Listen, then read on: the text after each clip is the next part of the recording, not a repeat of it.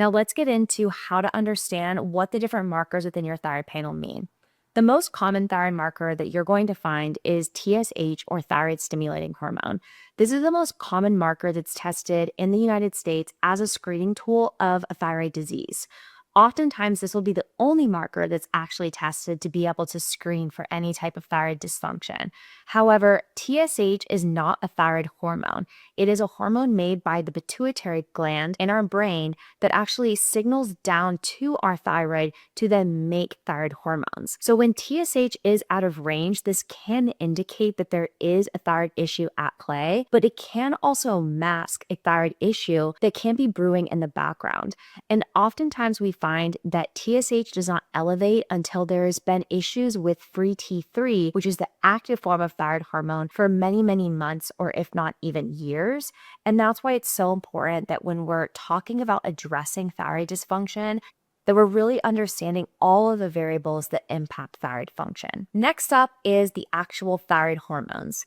When we make thyroid hormones, we first start off with a hormone called T4. Ideally, we're measuring T4, both total and free levels of this hormone, but what we care most about is the free level of T4, because that's what tells us what's actually usable and available for the body. T4 stands for tyrosine attached to 4 iodine molecules. Tyrosine is an amino acid and iodine is a mineral. So as you can see, what we eat and our nutritional status makes a big impact in the amount of T4 that's actually made. However, it's important to note that T4 is the inactive form of thyroid hormone. It's not the active usable form that's available for our cells to utilize to control all speed processes in the body. So yes, the amount of T4 matters because it does tell us how much inactive thyroid hormone that there is in the system, but T4 still has to convert over to the active usable form, which is T3. And when T4 converts over to T3, it also has a secondary option that it can convert to called reverse T3, which we'll talk about in a minute. But what we want to happen is that majority of that T4 is converting over to T3,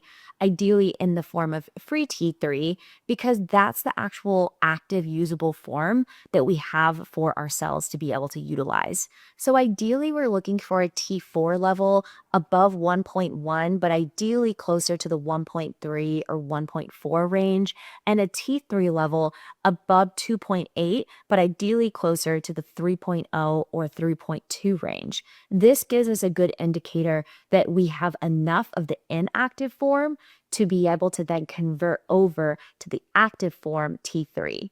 And T3 is similar to T4, and that the T3 stands for tyrosine attached to 3 iodine molecules. But 90% of this conversion of T4 to T3 actually doesn't even happen in the thyroid. It happens peripherally, which means in areas outside of the thyroid. So T4 happens in the thyroid, but T3, 70% of it happens between the liver and the kidneys, and 20% happens through our gut, microbiota, or some of the good bacteria that are in our microbiome that actually help convert this T4 over to T3. So there also is a large nutritional element here. We need adequate levels of key minerals like selenium, zinc, magnesium, iron, iodine to be able to make and convert these hormones. These minerals are key for regulating what are called deiodinase enzymes, and these are the enzymes that actually render that thyroid hormone active. It's not something we typically test, the deiodinase enzymes, but they are a key piece of what's happening in the background. And having an idea of our total levels of the hormone alongside our free levels does give us some insight into where deiodinase enzyme activity might be. But it's important to note that even if we don't have that information, that we really at minimum have the free hormone levels and that we have adequate nutrients in place to be able to help us with that conversion process. Reverse T3, on the other hand, is that deactivated form of T3. And whenever T4 converts over to T3, there's always a very small percentage that has to go to reverse T3. You're never going to have 0 going to reverse T3. But ideally, most of that T4 is going to free T3 and not to reverse. T3 is like the brakes on our thyroid function. When there's too much of that T4 going over to reverse T3, it actually deactivates that T3 and it actually binds to the receptors where that T3 should go, and it makes it so that that T3 that our body is making isn't actually as accessible for the body. Reverse T3 often gets elevated in situations of stress, so it's not a consistent measure that we can utilize if, say, that you have just had a burn or you are in the emergency room. And so oftentimes this is why physicians will not test reverse T3, because it's commonly known to be more of a marker of acute illness. However, if you don't have an acute illness and reverse T3 is elevated, it does give us a lot of information that there's something more insidious at play that's causing the stress response. Sometimes it can be psychological stress itself, but oftentimes it goes a bit deeper, and it's stress that's coming from the immune system or the gut that's driving this overall chronic stress response, or it's nutritional stress that's causing this deactivation process to occur. And that nutritional stress could be because there's vitamin and mineral deficiencies, or it could be simply just a matter of caloric insufficiency, where the body doesn't have enough calories and energy to be able to fund the process of T4 to T3 conversion. This process is very calorically dependent. And so, one of the key things that we see is that when you are in a period of caloric restriction, particularly of carbohydrates, we generally are going to see less T3 and more reverse T3 just as a byproduct of the stress that caloric restriction puts on the body. There's also research to show that this effect is more prominent in women than it is in men. If you are not in a period of caloric restriction, you are eating enough calories, but those calories are coming predominantly from fats because you are following something like a ketogenic diet, you will similarly see a lower level of free T3, but it might not be as concerning because it's a natural response that happens when carbohydrate intake is low. But as long as mitochondrial function is working well and you're not having symptoms like fatigue, slow digestion, like constipation, chronic bloating, headaches, migraines, irregular cycles, then it's not something that we typically are as concerned about, because it just means that that T3 that your body is making is actually being used more effectively.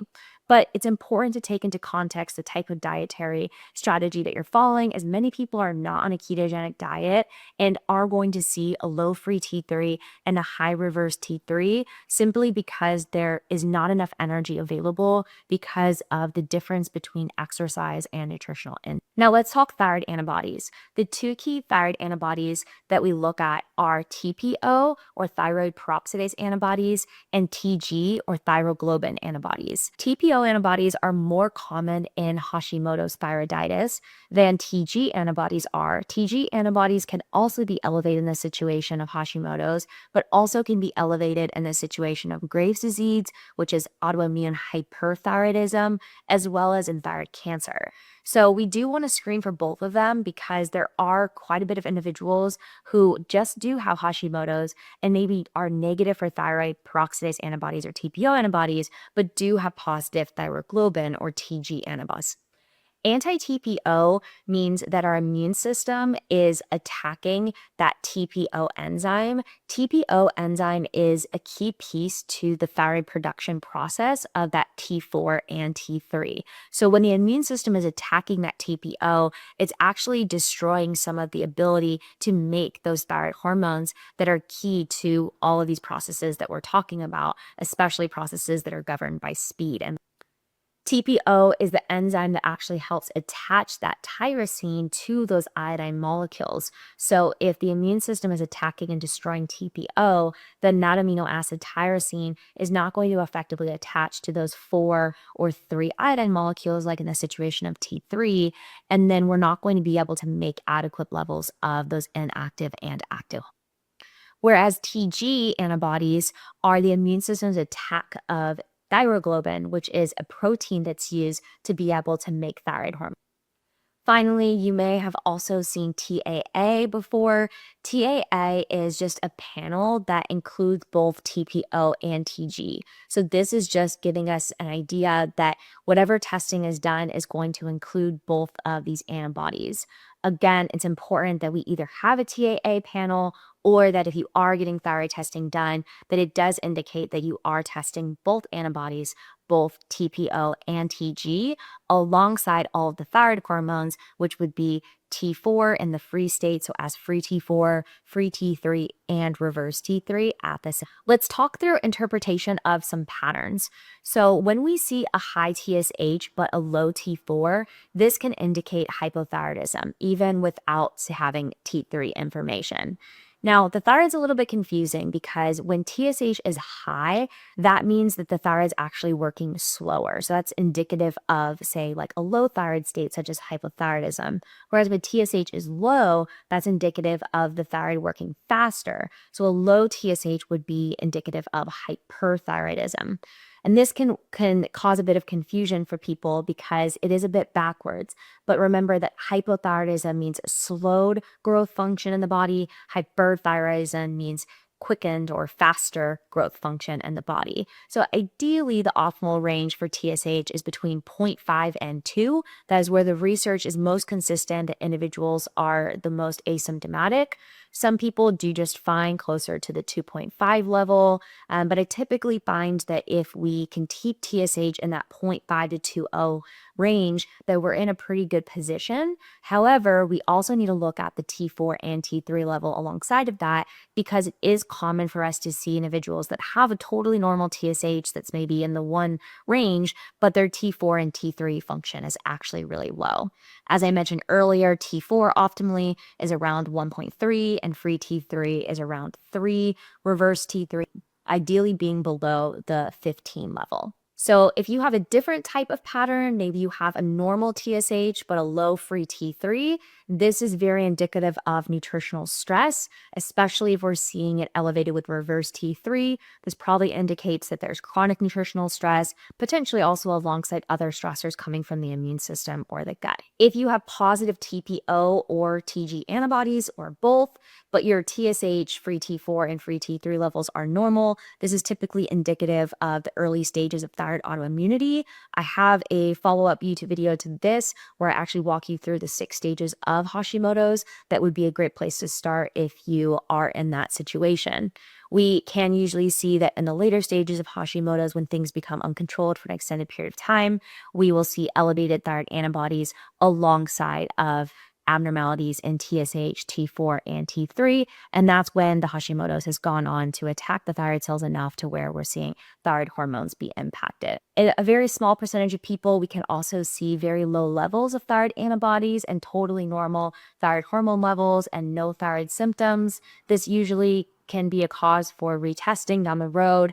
And sometimes it can just be a very transient response that happens if the immune system is under a bit of stress. So if you have these markers within your thyroid panel, hopefully this video is helping you understand a little bit more about how to interpret them.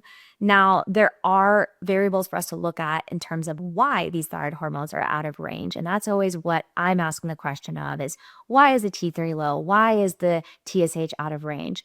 And that's really what I walk you through in my free thyroid inflammation lab decoder guide is how to understand some of the other labs that go alongside of those that could indicate what's going on within your thyroid. And if there is things like inflammation and nutritional stress at play that are things that are controllable that you can start to modify to be able to support your thyroid function. So I will include the link to that in the details below for you to be able to download that. And be sure to hit the bell to subscribe to my channel so you'll be the first to know whenever I release a new video on thyroid health.